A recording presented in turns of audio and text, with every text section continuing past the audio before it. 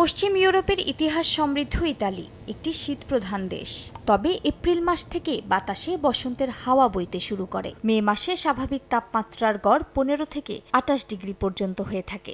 সুন্দর আবহাওয়া উপভোগ করতে লাখ লাখ দেশি বিদেশি পর্যটক ইতালিতে ঘুরতে যান।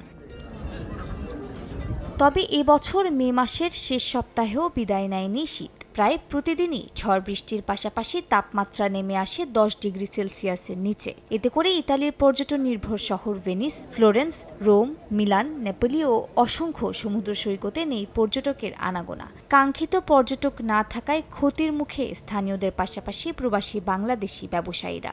এই শীতের কারণে আমাদের ব্যবসা প্রতিষ্ঠান, আমাদের অনেক ভাইয়েরা ব্যবসা প্রতিষ্ঠান চাকরি বাকরি নিয়ে যথেষ্ট সমস্যায় ফিল করতেছি। টুরিস্টও কম আসতেছে। আমরা যারা ব্যবসায়ী আছি ভেনিসে অথবা বিশেষ করে বিচে অনেক টুরিস্ট কম আসতেছে। এরকম অবস্থায় ব্যবসায়ীরা অনেক ক্ষতিগ্রস্ত হচ্ছে।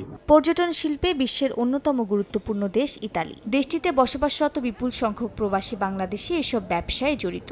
হাজার হাজার মটেল, হোটেল, রেস্টুরেন্ট ও উপহার সামগ্রীর ব্যবসা প্রতিষ্ঠানের মালিক বাংলাদেশি। সময় সংবাদ, ইতালি।